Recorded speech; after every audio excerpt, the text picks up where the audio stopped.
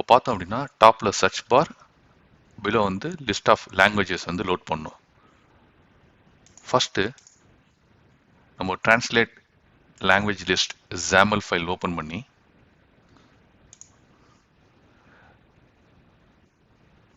ரெண்டு row add பண்ண போகிறோம்.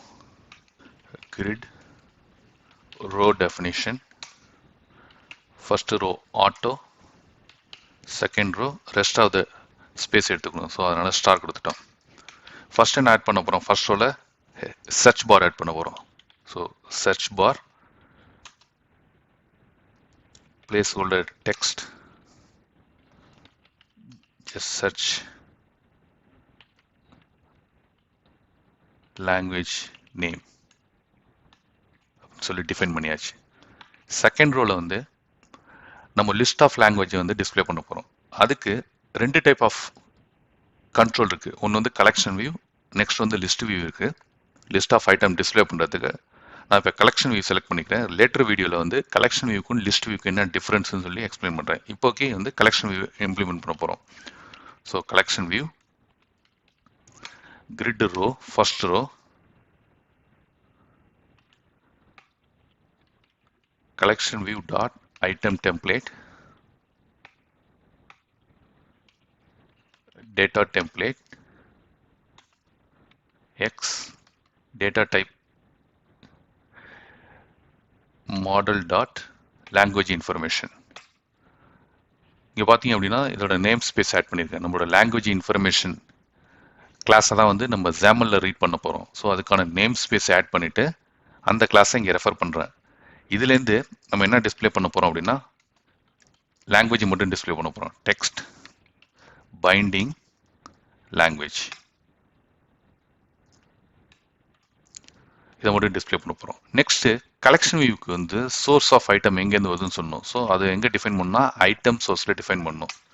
Item source binding, source name வந்து லாங்குவேஜ் கலெக்ஷன். நம்ம இதை இங்கே டிஃபைன் பண்ண போகிறோம் அப்படின்னா வியூ மாடலில், டிரான்ஸ்லேட் லாங்குவேஜ் வியூ மாடலில் இங்கே அப்சர்வர் கலெக்ஷனில் டிஃபைன் பண்ண போகிறோம். So prop full observable collection, language information,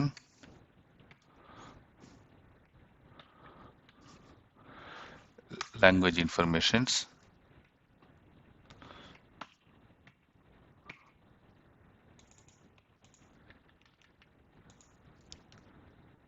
language collections. இதுக்கான வேல்யூ எதை ஃபில் பண்ண போகிறோம் அப்படின்னா இங்கே ரிட்டர்ன் ஆகுதில்ல லிஸ்ட் ஆஃப் லாங்குவேஜ் இன்ஃபர்மேஷன், அந்த வேல்யூ தான் வந்து இந்த லாங்குவேஜ் கலெக்ஷன் ஃபில் பண்ண போகிறோம். ஸோ அதை ஃபில் பண்ணுறதுக்கு language collection equal to new observable collection சொல்லிட்டு சோர்ஸ் லிஸ்ட்டை பாஸ் பண்ணிடுறோம். பாஸ் பண்ணோம் அப்படின்னா சோர்ஸ் லிஸ்ட்டில் உள்ள லாங்குவேஜ் வந்து அப்சர்வ் கலெக்ஷனில் அசைன் ஆகிடும்.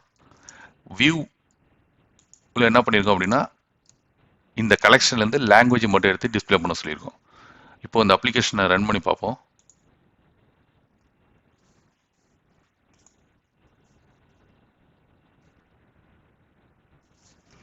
இப்போ இங்கிலீஷை கிளிக் பண்ணோம் அப்படின்னா டிரான்ஸ்லேட் பேஜ் ஓப்பன் ஆகும்.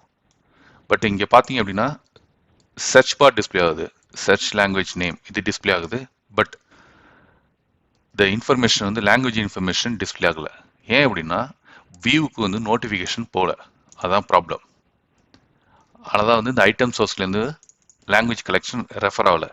ஸோ அதுக்கு நம்ம என்ன பண்ணோம் அப்படின்னா ஐ நோட்டிஃபை ப்ராப்பர்ட்டி சேஞ்சுங்கிற இன்டர்ஃபேஸை இம்ப்ளிமெண்ட் பண்ணோம்.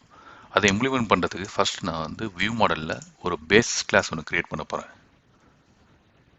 ஸோ அந்த கிளாஸ் நேம் வந்து பேஸ் மாடல்.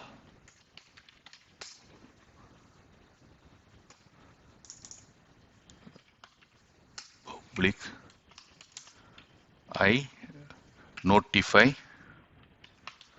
property changed இந்த இன்டர்ஃபேஸை இம்ப்ளிமெண்ட் பண்ண போகிறோம்.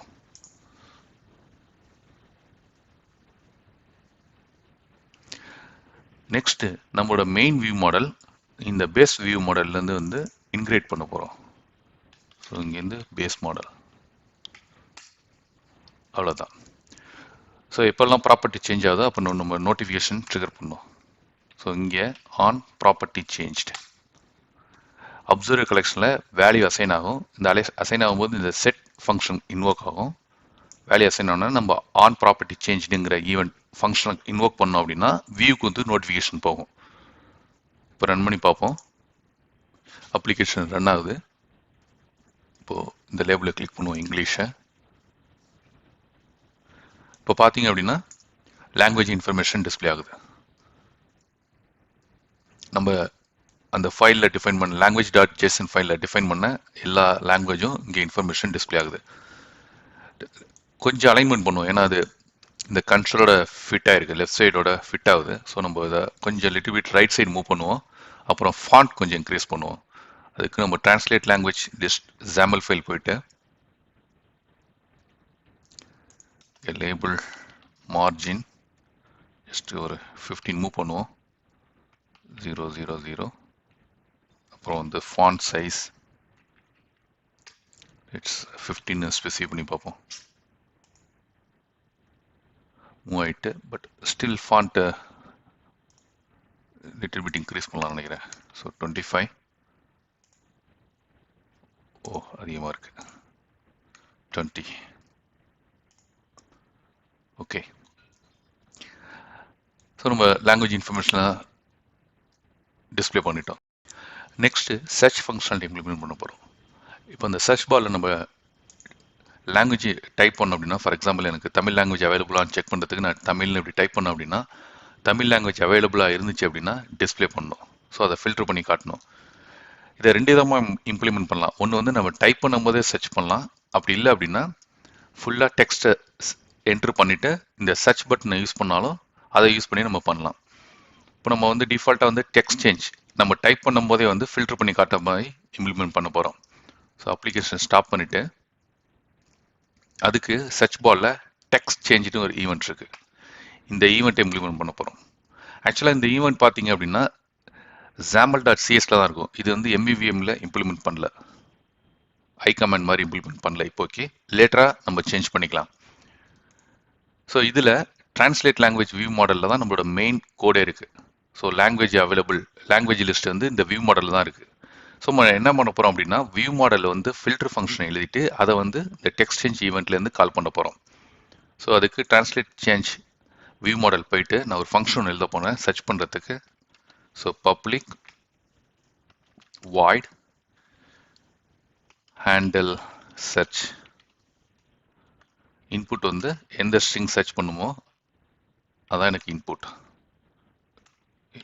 யா. ஸோ இங்கே என்ன பண்ண போகிறோம் அப்படின்னா நம்ம ஃபஸ்ட்டு நல்லா இல்லையான்னு செக் பண்ண போகிறோம். இஸ் டெக்ஸ்ட் வந்து நாட் ஈக்குவல் நல்லா இருக்கணும், அட்லீஸ்ட் டெக்ஸ்ட் சம் கேரக்டர் இருக்கணும்.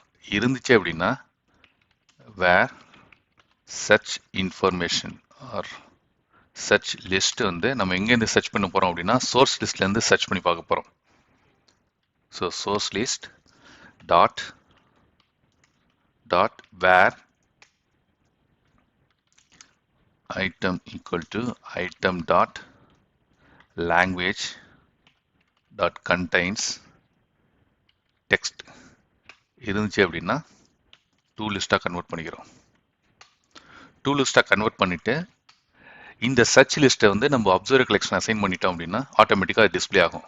So language collection equal to new observable collection search list அப்படின்னு சொல்லி அசைன் பண்ணியாச்சு. Next else case. Suppose user வந்து கம்ப்ளீட்டாக கேரக்டர் ரிமூவ் பண்ணிட்டாங்க அப்படின்னா அப்போ வந்து ஸ்ட்ரிங் வந்து எம்டியாக இருக்கும்.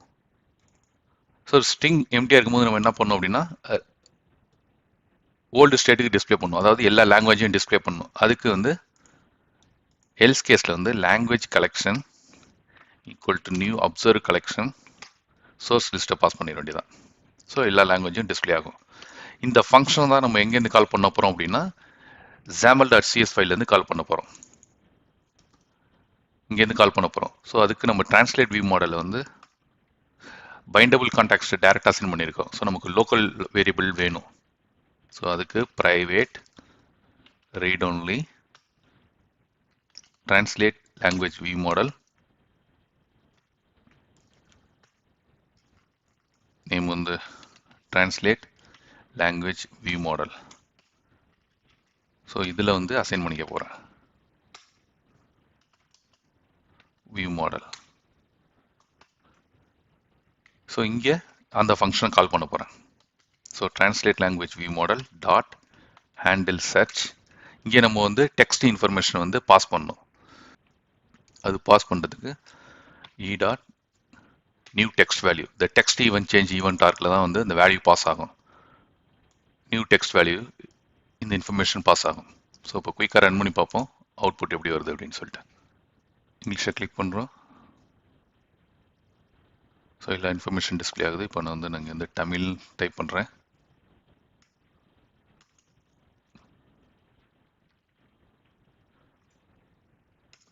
ஓகே, கேஸ் சென்சிட்டிவ் அதை வேணால் லேட்டராக ஃபிக்ஸ் பண்ணிக்கலாம். இப்போ நம்ம சர்ச் பண்ணோம் அப்படின்னா ஸோ ஃபில்டர் பண்ணி காட்டுது. லைக் கம்ப்ளீட்டாக ரிமூவ் பண்ணிட்டோம் அப்படின்னா எல்லா ஸ்ட்ரிங்கும் பிரிண்ட் ஆகும். இப்போ ஜெர்மன் டைப் பண்ணோம் அப்படின்னா ஜெர்மன். ஸோ இந்த மாதிரி ஃபில்டர் பண்ணி வரும். நெக்ஸ்ட் ஸ்டெப் என்ன பண்ண போகிறோம் அப்படின்னா, இப்போ சோர்ஸ்லேருந்து கிளிக் பண்ணோம் அப்படின்னா, ஃபார் எக்ஸாம்பிள் இப்போ இங்கிலீஷ் இருக்குது. இப்போ இதை கிளிக் பண்ண அப்படின்னா இதில் வந்து நான் ஒரு லாங்குவேஜ் செலக்ட் பண்ணுறேன். ஃபார் எக்ஸாம்பிள் ஜெர்மன்னு செலக்ட் பண்ணுறேன் அப்படின்னா, இப்போ ஜெர்மனை செலக்ட் பண்ணேன் அப்படின்னா இந்த கிளிக் ஈவெண்ட்டில் வந்து ஆட்டோமேட்டிக்காக வந்து இந்த ஜெர்மன் வந்து இங்கே அசைன் ஆகணும். இங்கிலீஷ்க்கு பதிலாக ஜெர்மன் அசைன் ஆகணும். ஸோ அதை இம்ப்ளிமெண்ட் பண்ணுவோம்.